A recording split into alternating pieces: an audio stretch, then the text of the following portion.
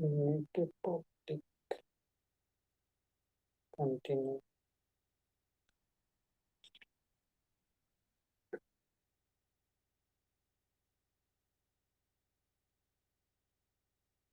आज हम लोग गुण लक्षण प्रकरण में संख्या के विषय में जानेंगे। संख्या कहते हैं कि एकत्वादि व्यवहार हेतु संख्या सा संख्या नवद्रव्य वृत्ति भवति। तो यहाँ पे वो लक्षण देते हुए अन्नम भट्ट जी ने कहा है कि एकत्वादि व्यवहार हेतु संख्या सा नवद्रव्य वृत्ति एकत्वादि परार्ध पर्यंता। और फिर पुनः कहते हैं कि जो एकत्वम है, तो एकत्वम जो होता है नित्य भी होता है और अनित्य भी होता है। तो कहने का अभिप्राय है कि जो नित्य है तो नित्यगतम जो है वो नित्य होता है, और जो अनित्यगतम जो है वो अनित्य होता है। पुनः कहते हैं कि जो द्वित्वादिकम जो है वो क्या होता है कि हमेशा सर्वत्र अनित्यमेव। तो इस लक्षण को बताते हुए हम लोग इसमें जान लेंगे कि इसका जो अभिप्राय है वो अभिप्राय क्या है। तो इसमें उनके कहने का तात्पर्य यह है कि जैसे एक या दो वस्तु है, माने एक वस्तु है या दो वस्तु है, तो इस प्रकार की जो व्यवहार जो होता है उसकी जो असाधारण जो कारण है उसे संख्या कहते हैं। कि माने जैसे वस्तु एक है या दो है, हमें कैसे ज्ञात होगा? हमें वस्तु को जब प्रत्यक्ष जो इंद्रिय से जो सन्निकर्ष होता है तो उससे ज्ञान होता है कि यह जो वस्तु है एक है या दो है।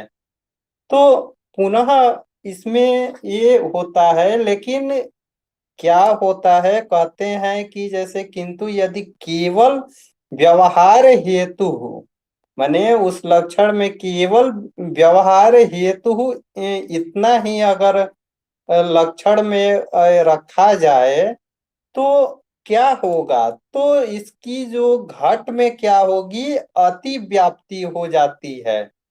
तो घट आदि में अति व्याप्ति न हो, तो इस अति व्याप्ति को रोकने के लिए अन्नम भट्ट जी ने तर्क संग्रह में एकत्वादि, तो एकत्वादि जो पद है उसको उन्होंने प्रयोग किया है।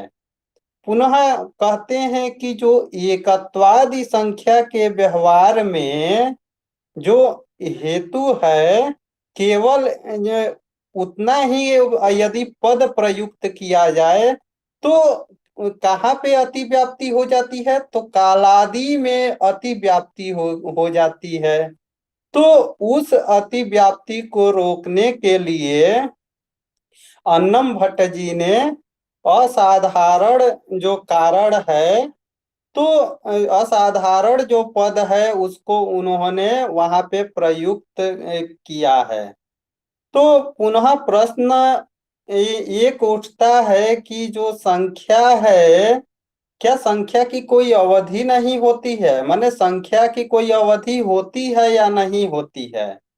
तो कहते हैं, अन्नम भट्ट जी का कहना है कि हाँ, संख्या का आरंभ एकत्वादि से होता है और परार्ध पर्यंत तक, माने परार्ध तक जाकर समाप्त होता है। अतः माने उनके कहने का अभिप्राय ये है कि माने परार्ध तक ही होता है। इसका मतलब कि जो संख्या है तो उसकी एक अवधि होती है।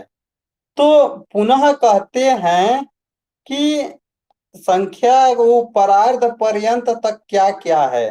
तो कहते हैं कि एकम दशम शतम चैव सहस्रम मयुतम तथा लक्षम च नियुतम चैव कोटिरर्बुदमेव च वृंदम खर्वो निखर्वश्च शंखः पद्मश्च सागरः अंत्यम मध्यम परार्धम च दश वृद्ध्या यथाक्रमम।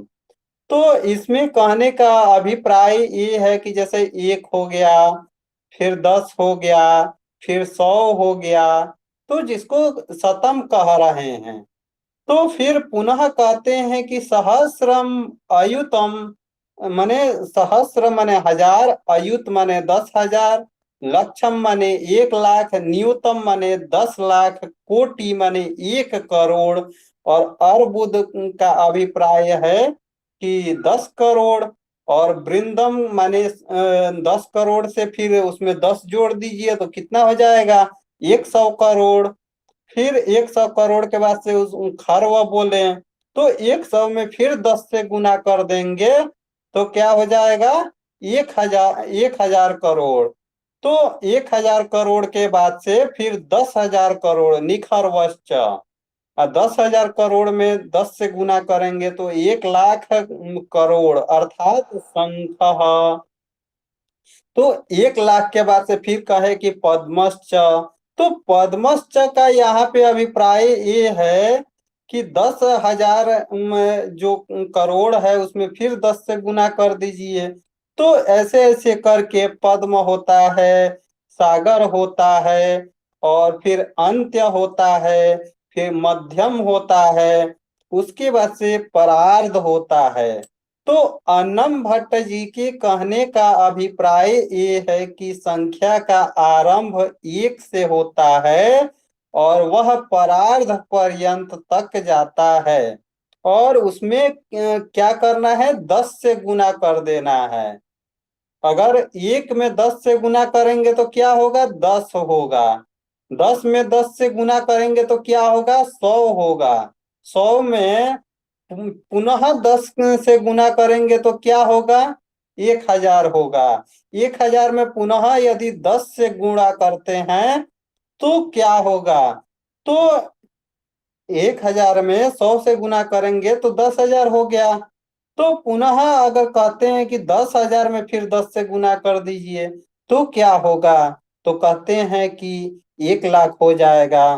फिर 1 लाख में यदि 10 से गुना करेंगे तो वह न्यूनतम बन जाता है, अर्थात 10 लाख हो जाता है।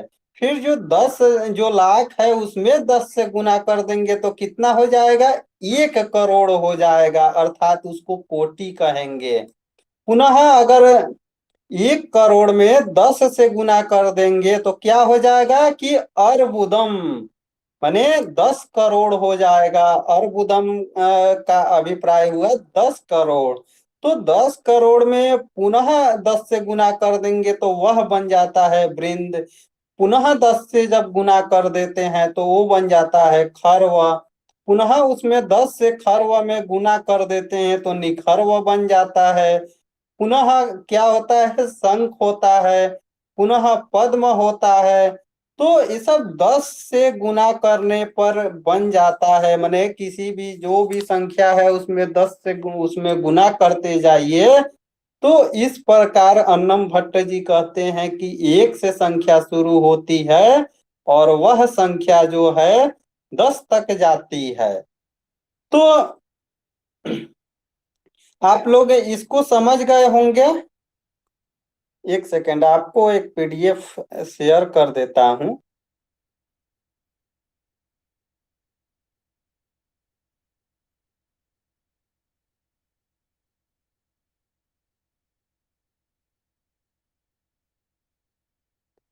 ये देख लीजिए, जो संख्या है, संख्या एकम, एकम है, उसके बाद से दश, फिर उसके बाद से शतम। पुनः कहते हैं कि जो संख्या है उसमें क्या है, न्यूनतम, यानी 10 के बाद से न्यूनतम, कोटि, उसके बाद से अर्बुदम। तो अर्बुदम कहने के बाद से कहते हैं कि वृंदम, खरवह, निखरवह। तो इस प्रकार से यहाँ पे फिर शंख, पद्म, सागर, उसके बाद से अंत्यम, मध्यम और परार्धम। तो इस प्रकार से वहां पे उन्होंने जो संख्या है, संख्या को यहाँ पे बताया है कि संख्या कितने प्रकार का माने है, और एक से लेके जो क्या नाम है परार्ध तक जो होता है, तो वह संख्या माने क्या है, और उसे हम कैसे जानेंगे कि माने परार्ध क्या होता है।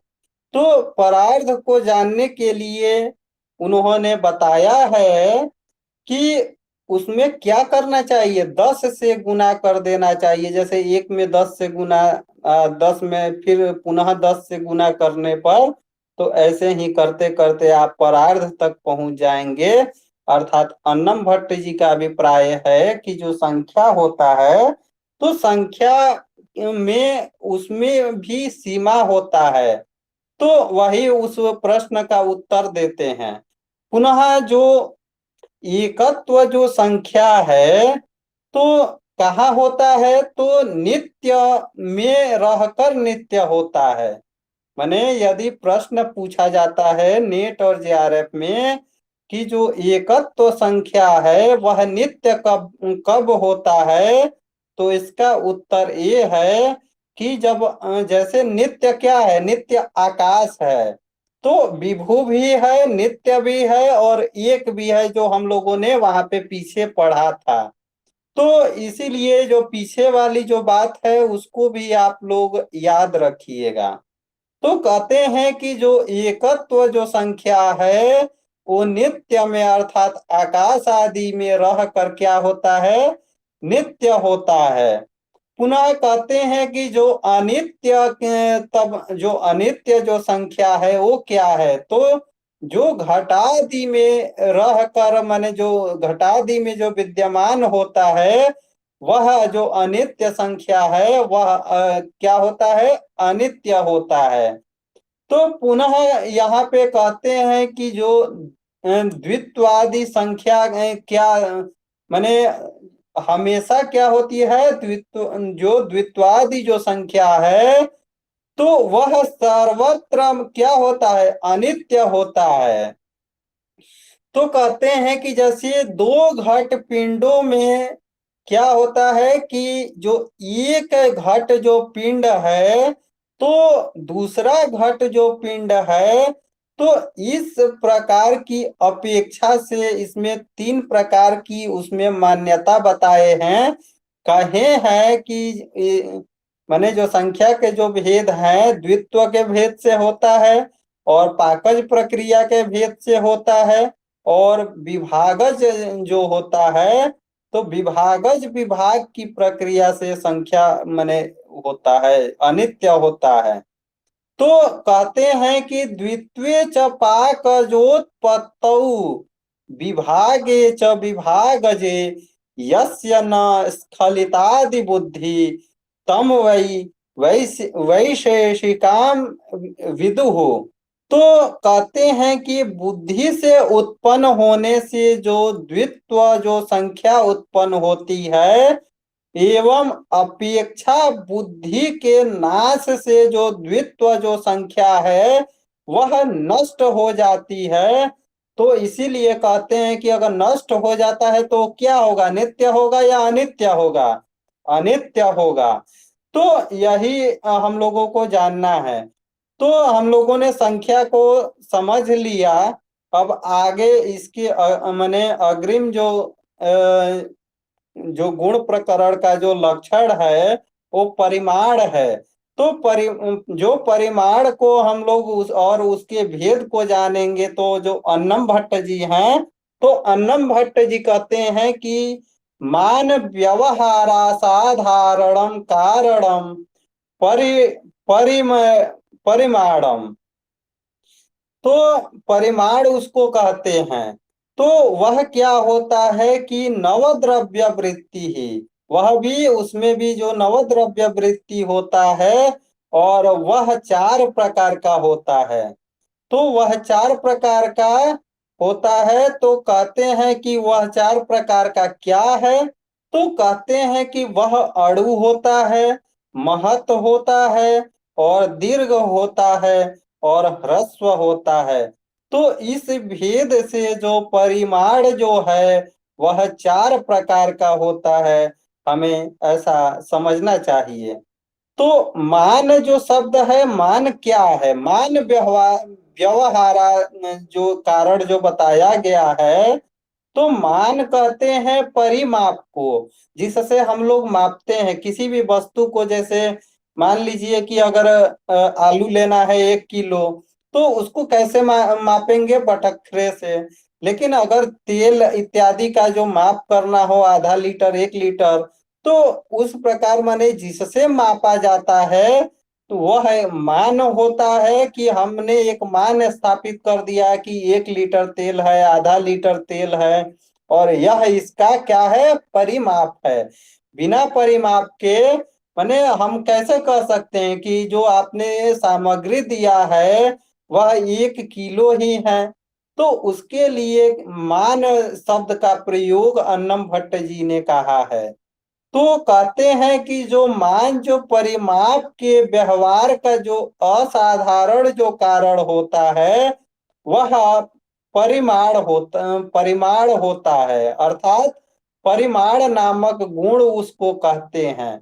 पुनः कहते हैं कि जैसे वस्तु बड़ी या जो छोटी है, तो इसका हमें हमारे पास क्या परिमाप है? वस्तु या तो बड़ा है या तो छोटा है, तो उसको कैसे मापेंगे? तो कहते हैं कि उसके लिए भी व्यवस्था सब है। जैसे मीटर इत्यादि से हम लोग इंची उंची से मापते हैं कि हम 6 फुट के हैं, 7 फुट के हैं, चाहे यह वस्तु इतने फुट की है। तो इस प्रकार की जो वृत्ति होती है, तो उसे क्या कहेंगे? जो वह यंत्र है वह क्या होगा? एक परिमाप जो है वह मान है। तो जो परिमाण के लक्षण में केवल यदि असाधारण कारण यदि रख दिया जाए, तो क्या होगा? तो कहते हैं कि दंड के असाधारण कारण जो होने से जो मान के लक्षण में लक्षण की क्या होगी? मान की लक्षण की अतिव्याप्ति हो जाती है। तो उस अतिव्याप्ति को रोकने के लिए इन्होंने मान के लक्षण की जो अतिव्याप्ति है उसको रोकने के लिए अन्नम भट्ट जी ने जो मान पद का प्रयोग इसमें किया है। पुनः कहते हैं कि जैसे मान व्यवहार का असाधारण जो कारण है वह तो काल है। तो कहते हैं कि अतः उसमें अतिव्याप्ति होगी। किसमें? उस काल में अतिव्याप्ति हो जाएगी। तो अब काल में जो अतिव्याप्ति होगी, तो उसको रोकने के लिए क्या करेंगे? तो कहते हैं कि उसको जो रोकने के लिए जो असाधारण जो कारण है, तो इस पद का प्रयोग कर देना उचित होगा। तो इसीलिए अन्नम भट्ट जी ने वहां पे असाधारण जो कारण जो है उस पद का वहां पे प्रयोग किया है। तो पुनः कहते हैं कि जो मान व्यवहार की जो अति व्याप्ति किसमें होती है? शब्दत्व जाति में भी होती है। तो उसे उसे हटाने के लिए अन्नम भट्ट जी ने क्या किया कि यहाँ पे जो कारण जो पद है उसका प्रयोग कर दिए। तो पुनः कहते हैं कि जो पहले जो परिमाण 4 प्रकार का होता है, और पुनः वह जो परिमाण है परम के भेद से तथा मध्यम के भेद से पुनः 2 प्रकार का हो जाता है। तो जो परमाणु तथा मन में परम अणुत्व एवं परम ह्रस्वत्व परिमाण जो होते हैं, तथा द्वयणुक जो माध्यम द्वयणुक में क्या होता है? मध्यम अणु तथा मध्यम ह्रस्वत्व विद्यमान होता है। तो कहते हैं कि जैसे आकाश आदि में क्या होता है? परम महत एवं परम दीर्घत्व जो परिमाण है वो होता है। जबकि जो घट आदि में क्या होता है? मध्यम महत तथा मध्यम दीर्घत्व होता है। तो पुनः कहते हैं कि यह जो मुक्ता जो कण है, तो मुक्ता से जो अणु जो माने कि बहुत ही पतला है, दुबला है, तो कहते हैं कि यह जो व्यवहार है कम महत्व होने के कारण से क्या है, गौण है।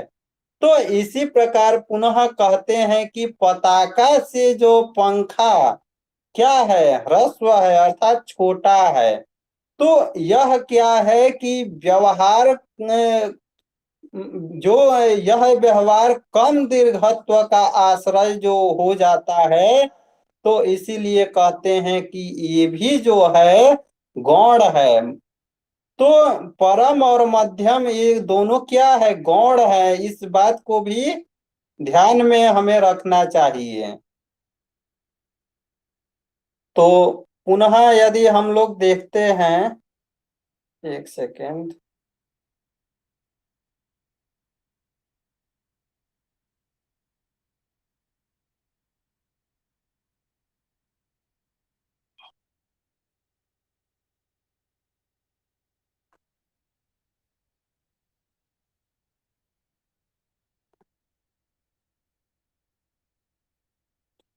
यहाँ आप लोग देखिएगा, जो परिमाण के जो भेद हैं वो क्या है, अणु है, महत है, दीर्घ है और ह्रस्व है। तो इस चीज को ध्यान में रखिएगा। और इसके जो दो भेद हैं, एक परम भेद है और एक मध्यम भेद है। तो इससे भी संबंधित वो पूछा जा सकता है कि जो पुनः जो भेद जो होते हैं, माने इन चार भेद के अतिरिक्त जो भेद होते हैं वो क्या है, तो उसे कहेंगे कि वह दो प्रकार का होता है, परम होता है एवं मध्यम होता है। उसके बाद से कहते हैं कि पृथकत्व का जो लक्षण है, तो वह क्या है, तो कहते हैं कि पृथक व्यवहारा साधारणम कारणम पृथकत्वम। और यह जो पृथकत्व जो है ये सभी द्रव्यों में विद्यमान रहता है, माने सर्व द्रव्य वृत्ति ही। तो इस बात को ध्यान में आप लोग रखिएगा, इससे भी संबंधित प्रश्न पूछे जा सकते हैं। तो पुनः कहते हैं कि जो पृथक व्यवहार का असाधारण जो कारण हो, तो उसे क्या कहेंगे, उसे पृथकत्व कहेंगे। तो कहते हैं कि जो यह वस्तु माने जो घट है इस पट से पृथक है। माने जैसे मैंने मान लीजिए कि जो राम है वह श्याम से पृथक है। तो कैसे है, वो अपने गुण के आधार पे पृथक है, क्योंकि दोनों का चेहरा एक जैसा तो नहीं है, दोनों की जो अभिवृत्ति है तो एक जैसे नहीं है। तो इसीलिए कहते हैं, मैंने घट एवं पट का उदाहरण जो अन्नम भट्ट जी यहाँ पे दिए हैं, तो उन्होंने कहा है कि जो घट है वो पट से अलग है, माने जो घट है वह पट नहीं है। इस प्रकार की वृत्ति हमें यहाँ पे समझना चाहिए। तो इस व्यवहार का जो असाधारण जो कारणभूत जो गुण है, उस गुण को पृथकत्व कहेंगे। तो इस बात को ध्यान में रखिएगा। तो पुनः कहते हैं कि व्यवहार का जो असाधारण कारण जो कालादि है, तो उसमें क्या होगा, अतिव्याप्ति होगा। तो उसमें अतिव्याप्ति जो हो रहा है उसको रोकने के लिए जो पृथक जो पद है, तो उसका प्रयोग किया गया है। पुनः कहते हैं कि पृथक व्यवहार की अतिव्याप्ति जाति में होती है, अतः उसे रोकने के लिए यहाँ पे कारण पद का भी प्रयोग किया गया है। तो उसके बाद से संयोग क्या है, तो संयोग के विषय में कहते हैं कि संयुक्त व्यवहार हेतु संयोग। और वह भी जो संयोग भी होता है वो सभी माने द्रव्यों में विद्यमान रहता है, सभी द्रव्यों की वृत्ति है, ऐसा हमें मानना चाहिए। तो इसका अभिप्राय ये है कि जैसे संयुक्त जो व्यवहार के जो हेतु जो गुण है, गुण को संयोग कहते हैं। जो संयुक्त व्यवहार के जो हेतु हैं उस गुण को क्या कहेंगे, संयोग कहेंगे। इस बात को ध्यान में रखना है। पुनः कहते हैं घट और पट इन दो वस्तुओं के संयुक्त होने से क्या होता है, संयोग नामक गुण जो है वह क्या होता है, कारण बनता है। तो घट और पट इन दो वस्तुओं के संयुक्त होने में संयोग नामक जो गुण है वह क्या बन जाता है, कारण बनता है। तो कहते हैं कि व्यवहार का कारण दंड आदि भी है। तो कहते हैं कि ये तो मुश्किल है। तो कहते हैं कि यदि संयोग के लक्षण में केवल इतना रखा जाए तो दंडादि में अति व्याप्ति होगी। तो कहे कि नहीं नहीं, तो उसे रोकने के लिए संयुक्त व्यवहार जो पद है उसका प्रयोग किया गया है, माने उसको उसमें सम्मिलित किया गया है। तो पुनः कहते हैं कि जो व्यवहार का साधारण कारण क्या है, कालादि भी है। तो कालादि भी यदि साधारण कारण है व्यवहार का, तो अतः उसमें अति व्याप्ति को रोकने के लिए जो असाधारण जो पद है उस पद का प्रयोग किया गया है। पुनः कहते हैं कि संयुक्त व्यवहार का लक्षण जाति में अति व्याप्ति कराता है, अतः उसे रोकने के लिए हेतु पद का प्रयोग किया गया है। आप लोग अभी दो लोग ही हैं। हाँ, अच्छा। तो पुनः कहते हैं कि जैसे परत्व परत्वयो हो सलक्षणा भेदा, माने परत्व क्या है और अपरत्व क्या है। तो इस संदर्भ में चर्चा करते हैं तो कहते हैं कि जो परापर व्यवहारा साधारण कारणे परत्वा परत्वे। तो कहते हैं कि पृथिव्यादि चतुष्टय मनोवृत्ति है, माने पृथिव्यादि चतुष्टय मनोवृत्तिनी क्या है। तो कहते हैं कि पृथिव्य तेजो वायु, माने पृथ्वी जल तेज और वायु, पृथिव्यादि चतुष्टय में इन चारों की गणना होती है। इससे भी संबंधित आपसे प्रश्न पूछा जा सकता है, तो इसको ध्यान में रखिएगा। तो कहते हैं कि तेज द्विविधे, दिक्कृते और कालकृते च। तो कहते हैं कि जो दूरस्थ है, माने जो दूर है उसको क्या कहेंगे, दिक्कृतम परत्वम। पुनः कहते हैं कि समीपस्थ है, माने जो समीप में जो है, तो वैसे माने दिक्कृतम अपरत्वम। और ज्येष्ठ है काल कृतम परत्वम, और कनिष्ठ है जो काल कृतम जो है वह अपरत्वम है। तो इस संदर्भ में कहने का यहाँ पे जो तात्पर्य है, जो कहने का अभिप्राय है, तो यह है कि जो परत्व व्यवहार का जो असाधारण कारण हो उसे परत्व गुण कहते हैं। वैसे ही ठीक उसको विपरीत कर देंगे तो जो अपरत्व व्यवहार का जो असाधारण कारण जो है उसे क्या कहेंगे, अपरत्व नामक गुण कहेंगे। तो यह कहाँ कहाँ विद्यमान रहता है, पृथ्वी आदि चतुष्टय मनोवृत्तिनी, माने पृथ्वी में विद्यमान होता है, जल में विद्यमान होता है, और तेज में और वायु में, और एक जगह विद्यमान होता है। तो वह क्या है, मन।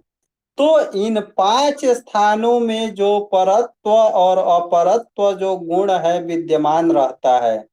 तो इस प्रकार का प्रश्न आ सकता है कि अ, जो परत्व है और अपरत्व है कहाँ विद्यमान रहता है, इसमें मैंने कितने वृत्तियों में विद्यमान होता है। पृथ्वी में विद्यमान होता है, जल में होता है, तेज में होता है और गंध दे देगा, या और कुछ दे सकता है, या मन में, या सभी में। तो इस प्रकार के प्रश्न यहाँ से बन सकते हैं, तो इस चीज को आप लोग स्मरण में रखिएगा। और यह धिक्कृत माने दिशा से संबंधित, और कालकृत माने समय से संबंधित होता है, जो परत्व अपरत्व होता है। तो इसको उदाहरण के रूप में यदि देखा जाए तो कहते हैं कि एक दिशा में यदि दो घट जो पिंड है माने जो घड़ा है उसको स्थापित कर दिया जाए, रख दिया जाए, तो जो दूर का माने एक ही दिशा में दो वस्तु जब रखते हैं, इसको यदि हम लोग सामान्य उदाहरणों से समझे तो क्या होता है, जो दूर की जो चीजें है वह हमें लघु दिखाई देती है, और जो हमारे सामने जो हमारे समीप जो उपस्थित होता है तो वह क्या होता है, हमें दीर्घ दिखाई देता है। जैसे चंद्रमा बहुत दूर होने के कारण हमें छोटा दिखाई पड़ता है, और जो तारे हैं तारे भी हमें बहुत छोटे दिखाई पड़ते हैं। तो इसके पीछे क्या कारण है, क्या वह जितना बड़ा मुझे दिखाई दे रहा है क्या वही वास्तविकता है, या वो चंद्रमा उतना ही बड़ा है? तो ऐसी बात नहीं है, अपितु वह एक पृथ्वी ग्रह के समान ही एक ग्रह है, और वह बृहत भी है, लेकिन दूरी होने के कारण वह क्या है, हमें दूर दिखाई देता है और छोटा दिखाई पड़ता है या बड़ा दिखाई पड़ता है। तो कहते हैं कि इसे माने इस प्रकार के जो अपर जो शब्द है, अपर का अर्थ क्या होता है, अपर का अर्थ होता है निकट, हमारे जो समीप। तो कहते हैं कि एक दिशा में रखे जो दो घट जो पिंड जो है तो यह इसकी अपेक्षा निकट है, माने जो हमें बड़ा दिखाई देगा तो हम उसे अनुमान लगा लेंगे, अनुमान लगा लेंगे कि यह जो घट है वह हमारे समीप है। तो इसको कहते हैं दैसिक माने धिक्कृत, अर्थात दैसिक अपरत्व गुण कहते हैं। पुनः जैसे एक उदाहरण आपको दे देते हैं, कहते हैं कि मान लीजिए प्रयाग पटना से तो दूर है, किंतु काशी से जो प्रयाग है वह क्या है, समीप है। तो अतः इसमें क्या है, इसमें जो समीप है तो उसमें अपरत्व गुण होता है। तो यहाँ पे क्या होता है, दैसिक अपरता होता है। तो इस बात को ध्यान में रखना चाहिए। पुनः कहते हैं कि अब माने धिक्कृत्य तो आपने बता दिया, अब वो कालकृत्य जो पद है तो वह क्या है? तो कहते हैं अन्नम भट्ट जी का कहना है कि जैसे युवक जो है, जैसे कोई नौजवान या कोई किशोर जो बालक है वह वृद्ध के अपेक्षा कम समय का है, माने उसका जो आयु है वृद्ध के अपेक्षा कम है।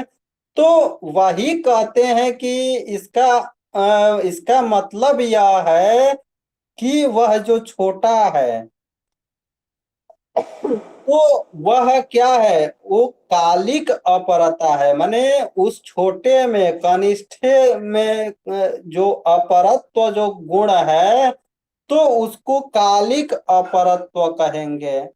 पुनः यदि देखें कि अपरत्व क्या है, तो परत्व में जैसे मान लीजिए कि जो 18 वर्षीय का जो वृद्ध था वह, अगर मान लीजिए जो वृद्ध है वो 60 साल का तो होगा, तो उसके अपेक्षा छोटा है। तो यहाँ पे क्या हो गया, कालिक अपरत्व गुण हो गया। तो कहते हैं ठीक उसी प्रकार क्या होता है कि यह जो घट पिंड ये जो घट है पिंड तो इसकी अपेक्षा दूर है।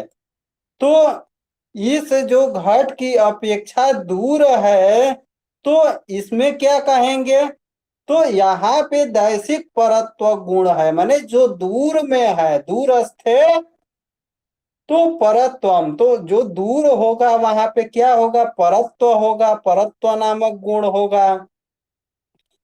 तो कहते हैं कि तो इसी प्रकार जो वृद्ध है तो युवक की अपेक्षा अधिक समय का है, तो उस वृद्ध में माने वहां जो अपरत्व में क्या था, कनिष्ठ में माने जो छोटा था उसमें अपरत्व गुण था, और यहाँ पे जो वृद्ध है माने जो ज्येष्ठ है तो उसमें कालिक परत्व गुण है। हमें ऐसा मानना चाहिए। तो कहते हैं उसके बाद से अगला लक्षण है गुरुत्व। वह गुरुत्व क्या है? तो कहते हैं कि आद्य पतना असमवायी कारणम गुरुत्वम। और यह किसमें गुरुत्व होता है? पृथ्वी में होता है और जल में होता है। तो कहने का अभिप्राय ये है कि किसी वस्तु के पहली बार पृथ्वी पर गिरने का जो कारण होता है वह क्या होता है? गुरुत्व होता है। तो पुनः कहते हैं कि इसके बाद जो संपूर्ण जो द्वितीयादि क्षण के पतन का वेग नामक जो असमवायी कारण होता है, तो उस वेग की जो गुरुत्व है, तो उसकी गुरुत्व की अतिव्याप्ति को रोकने के लिए यहाँ पर आद्य पद का उन्होंने प्रयोग कर दिया है। तो पुनः कहते हैं कि जो जैसे मान लीजिए वृक्ष से फल गिरता है, तो वृक्ष से फल गिरने में जो निमित्त कारण क्या है? दंड आदि भी हो सकता है। तो उसमें जो दंड आदि जो निमित्त जो कारण है, तो उसमें क्या होता है कि जो जो दंड आदि में जो निमित्त कारण में जो गुरुत्व की जो अति व्याप्ति हो रही है, उस अति व्याप्ति को रोकने के लिए यहाँ पे असमवायी जो पद है उस पद को जोड़ा गया है। तो पुनः कहते हैं कि जो घट रूप के प्रति जो कपाल रूप होता है वह असमवायी कारण होता है। अतः कपाल रूप जो असमवायी जो कारण में जो अतिव्याप्ति हो रही है, तो उस अतिव्याप्ति को रोकने के लिए लक्षण में पतन विशेषण का प्रयोग किया गया है, माने वह दिया गया है। तो गुरुत्व क्या है? गुरुत्व जो गुण है वह किसमें विद्यमान होता है? पृथ्वी में विद्यमान होता है और जल में विद्यमान होता है। तो इस प्रकार के यदि प्रश्न आता है कि गुरुत्व कहाँ विद्यमान रहता है, तो या तो पृथ्वी होगा ऑप्शन में, नहीं तो जल होगा, या दोनों होगा, या कोई नहीं होगा। तो इसमें हम लोगों को बड़ी सावधानी से इस प्रश्न का उत्तर देना पड़ता है। तो पुनः कहते हैं कि जो इंद्रिय से जो यह जो होता है इंद्रिय से प्रत्यक्ष नहीं होता है।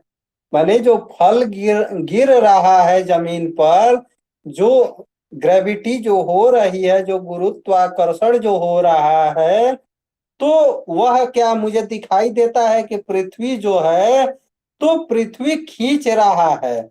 तो पृथ्वी नीचे के तरफ अपने मने तरफ खींच रहा है।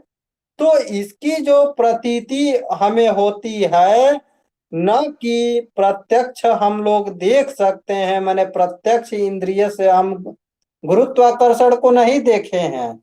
तो कहते हैं कि जो गुरुत्वाकर्षण जो है इसकी सिद्धि अनुमान से होती है। तो पतन रूप का जो असमवायी जो कारण से नियमित होने के कारण जो गुरुत्व जाती है, तो उसकी जो सिद्धि होती है, तो हमें जो गुरुत्व की सिद्धि किससे होती है? तो वो अनुमान से सिद्ध होती है कि हाँ, जैसे ऊपर पेड़ से नीचे जब फल गिरा तो हमने दर्शन किया, किंतु वास्तविकता ये है कि हम उसको देख नहीं सकते हैं। तो पुनः कहते हैं कि जो द्रवत्व द्रवत्व में आते हैं, गुरुत्व के बाद से द्रवत्व में आते हैं।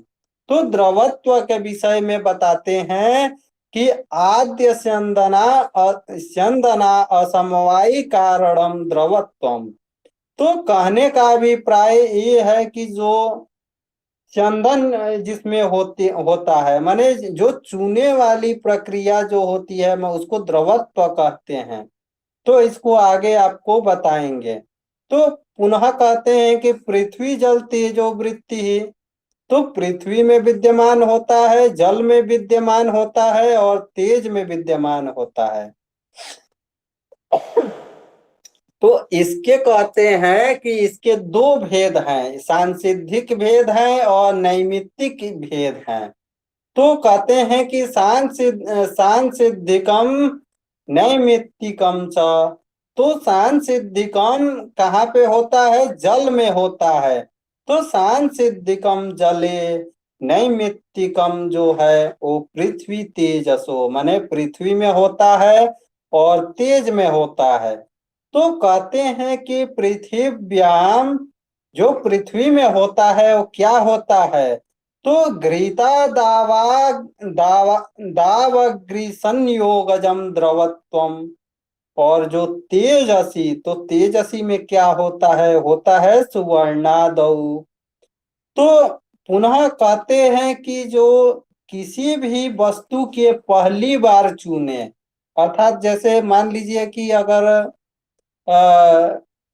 गाड़ी को उदाहरण में ले लेते हैं, तो क्या होता है कि उसमें से तेल धीरे धीरे चूता है, हमको पता भी नहीं चलता है। तो वह लीक होने के कारण या गैस जो है लीक होने के कारण निकलने लगता है। तो उसको कहते हैं स्यंदन प्रक्रिया। माने जो लीकेज के कारण जो होता है, अगर चक्का में एक कांटी अगर गड़ जाए तो क्या होगा? वह पंचर हो जाएगा या ब्लास्ट हो जाएगा, ऐसा हम लोग मानते हैं। तो कहते हैं कि जो इसका माने स्यंदन प्रक्रिया का जो असमवायी कारण जो होता है, तो ऐसे गुण को क्या कहते हैं? द्रवत्व कहते हैं। तो पुनः कहते हैं कि दूसरे क्षण में प्रवाहित होने का जो कारण होता है, वह क्या होता है? वेग होता है। माने एक प्रवाह होता है, एक चूना होता है। तो दो प्रकार से। तो कहते हैं कि उसमें जो द्रवत्व की जो अतिव्याप्ति है उसको रोकने के लिए आद्य जो पद है, आद्य जो विशेषण है, तो उस विशेषण का प्रयोग किया गया है। तो पुनः कहते हैं कि यह द्रवत्व जो गुण है पृथ्वी में, जल में और तेज में, इन तीनों जगह विद्यमान होता है। और यह दो प्रकार का होता है, एक होता है सांसिद्धिक और जो दूसरा होता है नैमित्तिक। तो इस प्रकार का जो प्रश्न है आप लोग तैयार रखिएगा। तो कहते हैं कि जो सांसिद्धिक है वो क्या है? तो कहते हैं कि जो स्वभाव से सिद्ध जो द्रवत्व जो गुण जो जल में रहता है, उसको कहते हैं कि वह सांसिद्धिक है। और नैमित्तिक क्या है? तो कहते हैं किसी बाह्य निमित्त से जो उत्पन्न जो द्रवत्व को नैमित्तिक कहते हैं। माने बाह्य निमित्त से उत्पन्न जो द्रवत्व होता है उसको नैमित्तिक कहते हैं। तो इसको भी आप लोग ध्यान में रखेंगे। तो पुनः कहते हैं कि जो यह द्रवत्व जो होता है, तो कहते हैं कि यह पृथ्वी एवं तेज दोनों में पाया जाता है। और जो पृथ्वी में जो पाया जाता है जो द्रवत्व जो होता है वो घी होता है या लाख होता है या इसको जतु भी कहते हैं। तो और इनकी जो उत्पत्ति कैसे होती है, माने इस जो द्रवत्व की उत्पत्ति होती है तेज से। तो इस बात को आप लोग ध्यान में रखिएगा। माने अग्नि के संयोग के बिना उसकी उत्पत्ति नहीं हो सकती है। तो पुनः कहते हैं कि अब द्रवत्व के बाद से स्नेह गुण है, तो स्नेह गुण क्या है? तो कहते हैं कि चूर्ण आदि पिंडी भाव हेतु स्नेह। तो कहते हैं कि यह जल मात्र वृत्ति ही, माने यह केवल जो गुण जो है वह जल में ही विद्यमान होता है और कहीं भी नहीं विद्यमान होता है।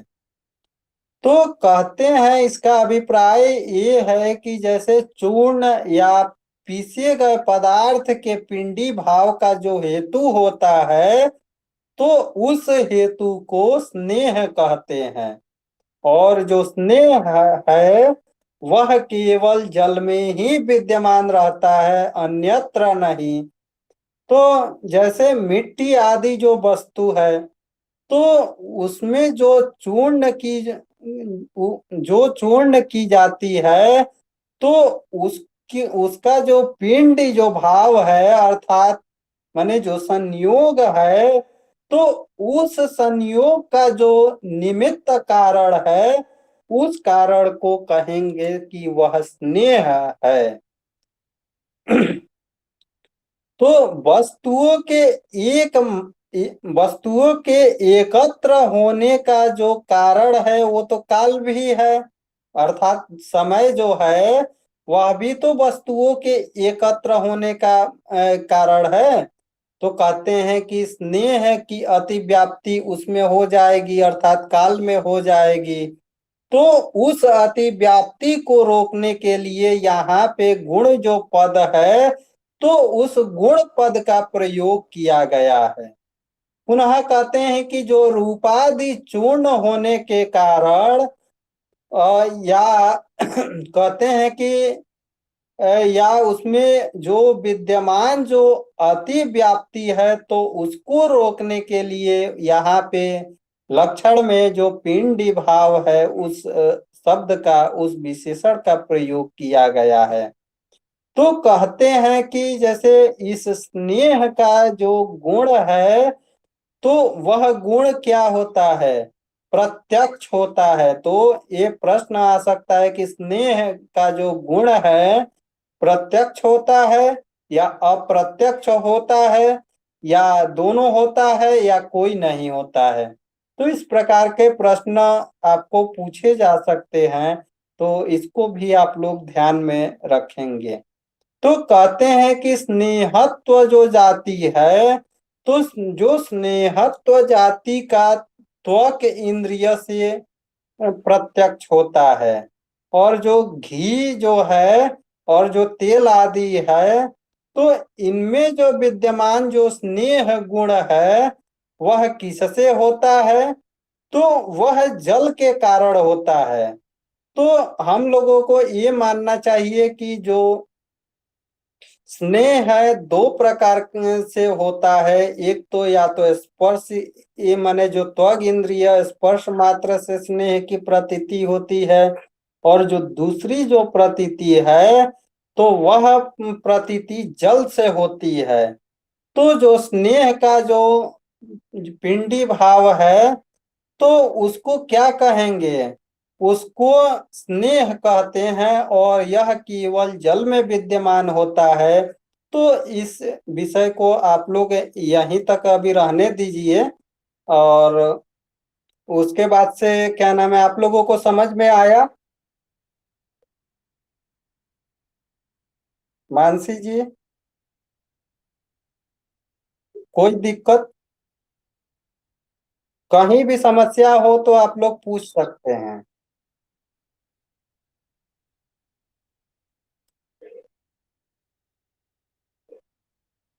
तो आज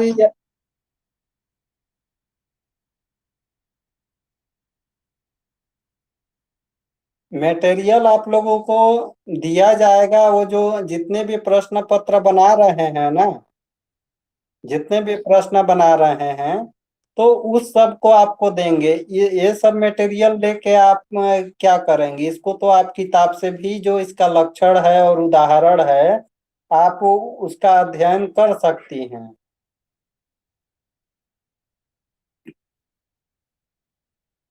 हम्म। ठीक है, तो मटेरियल आप लोगों को दिया जाएगा, आप लोग चिंतित मत होइए। और तैयारी की जो करवा रहे हैं वो हमारी जिम्मेदारी है। हाँ, आप लोगों का जितना भी सहयोग होगा पूर्ण सहयोग किया जाएगा।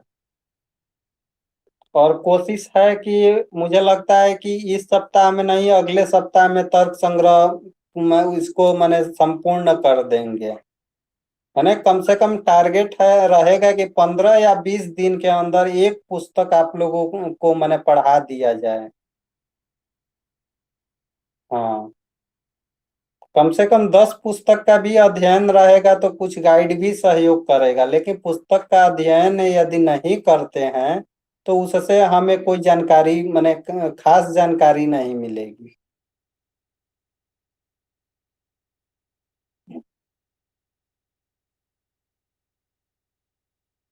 हमें पूरा मूल कारण पता होना चाहिए किसी भी विषय का। हाँ, ठीक है, धन्यवाद। विराम लेते हैं।